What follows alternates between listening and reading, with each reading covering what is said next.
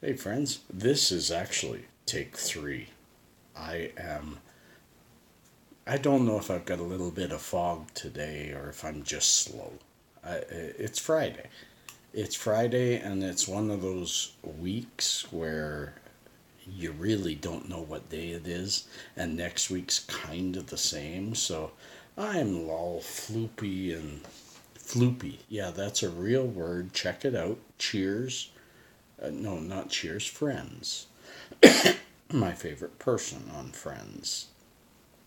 Anyways, talk about flashing back. Run a Runnington, my probably one of my most requesting followers, Run, uh, has requested a couple of videos, and this one I felt I'd work on.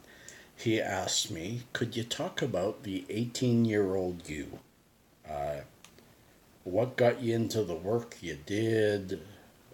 What moved you on from 18? That kind of thing. Excuse me, and that's a really unique and wonderful question. Something I'm not sure is only going to take 5 minutes, but I'm going to try. And yeah, I try to keep these between 5 and 10 minutes, but if I blabber about that, I'm not going to get my information out. When I was 18, if I go back, the year I turned 18, no, when I was 17, I spent a month and a half doing my dad's work at CP Rail. Every year, my dad was manager of the Kelowna terminal for Canadian Pacific Intermodal piggyback services. And every year, because he was the only person who worked at the terminal, once in a while, if it got real busy, he'd hire a part time. He would take his holidays all at one time, and they would ship somebody in to manage the terminal while he's gone. And when I was 17, he talked them into letting me try it. And I did really well. He had a shorter time that summer, and then I went a year working on other things, just trying to find money. And then I turned 18. And my dad petitioned for me to take over for him for the whole summer while he took a 6 to 8 week holiday. And they okayed it because of my previous work. And I'll tell you all, I really didn't have. My plans for my future got destroyed by a teacher. And I'll go over that really quickly. I wanted to be a music professor, a music aficionado. I already knew 6 or 7 instruments. I was really adept at trombone, tuba, uh, trumpet, piano, bass guitar, uh, and a few others. And almost any instrument I picked up, I could learn. So I was modeling myself after the music teachers that I grew up with, especially Mr. Taves. He was not my teacher at this time, but Mr. Taves, shout out to you. And I used to skip school a lot, but I never skipped band class because he always said, you skip one class, you're just out of it. And I never skipped it. But one time, because I had skipped a few other classes, I couldn't get back in time. And I didn't make it to band class. And sure as heck, he kicked me out permanently. Well, this was grade 11. And if I didn't have my grade 11 and grade 12 band, I couldn't, because I've already applied, I couldn't get into the Toronto Royal Conservatory of Music. That's what I wanted. I wanted to become a professor. I wanted a PhD in music.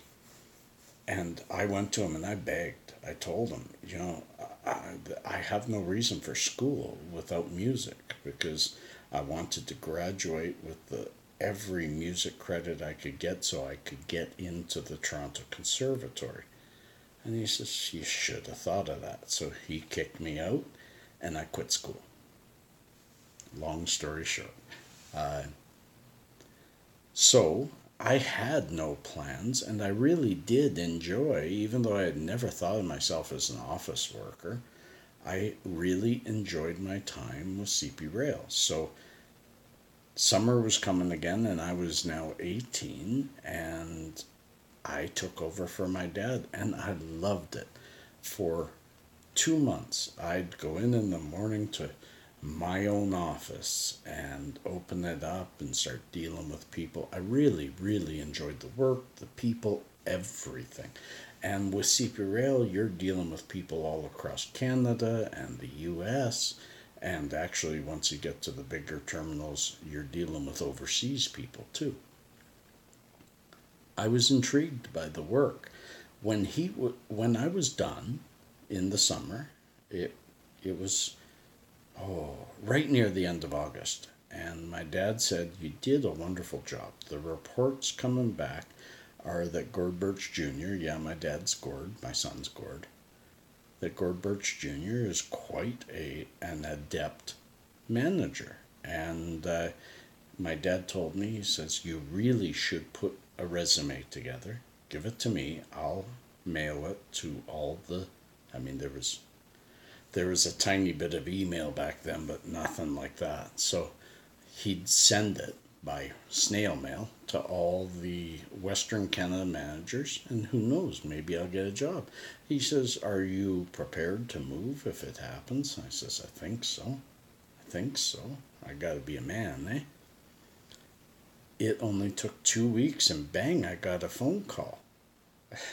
I got a phone call at home from the boss at Edmonton Intermodal saying, would you like to come work for me? And I says, I really would. I don't know Edmonton at all, but I've heard good of it.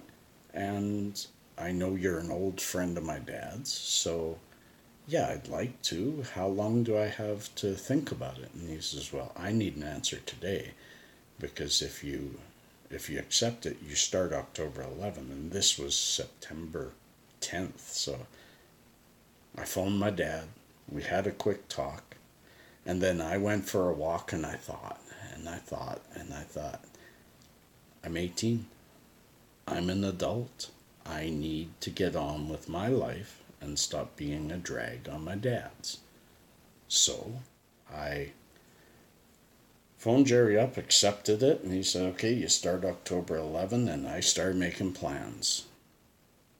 I have to say I was nervous as hell. My dad helped me buy a car.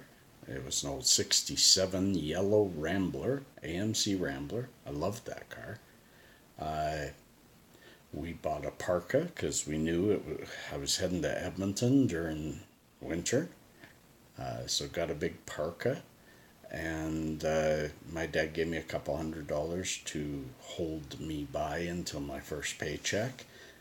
And I forget how we found, but we somehow through Yellow Pages or something, I forget how it was back then, but we found a place for me to stay, Hillside Plaza Apartment Hotel, which turned out to be just kind of a place for hookers to rent overnight or for a couple of months at a time, that kind of thing. Oh well, it was a start. And off I went. I drove to Edmonton. I drove with a couple of friends that decided, if you're going to start new, so are we. And I just told them, but I'm not living with y'all. I'm starting a new life on my own. And I brought my instruments with me, of course. And that got me started. I didn't choose my career. My career chose me.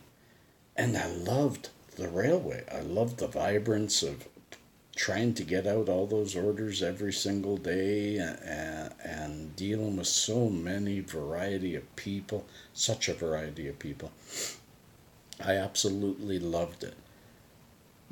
But this was 79, so we were just on the verge of computer systems. There was a part of our company called Data Captures, which became IT,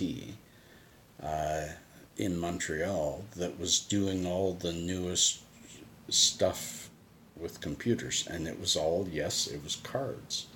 And I started studying. I really enjoyed that. I loved the idea of computers, and I started studying everything I could, and I got everything about every computer system that CP had at the time, and I learned it.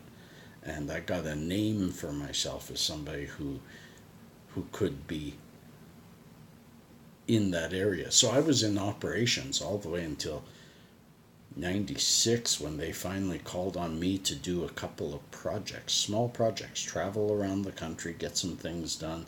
And then in 98 I got onto the Y2K project, and then in the year 2000 I moved into big projects, and by 2003 I was managing a huge project. So kind of it all fell in my lap. So if anyone's looking for moral of the story, it's take the opportunities that come at you when they come at you. Think about them clearly, and if you can't turn down the opportunity, if you can't see a really glaring reason this opportunity is not one, take it. Take it. You can always back out later. Take every opportunity that comes at you and embrace it, and find your way. Find your way. It may not be what you think it was going to be. If time changes, life changes. By 25, I had to cut all this off because I was becoming too office-like, and my persona didn't fit. So I buried the hippie for 30 more years. And now that I broke down and I worked way too hard and I fell apart, now the old hippie's back. And I have great memories when I can dig them up. Friends, we're 12 minutes in. That's long enough. I'm going to say thank you, Ron, for that suggestion. I hope you enjoyed it. I hope this wasn't too blabbery, and I hope you come back and see me more. Peace and cheers, friends. Love and harmony.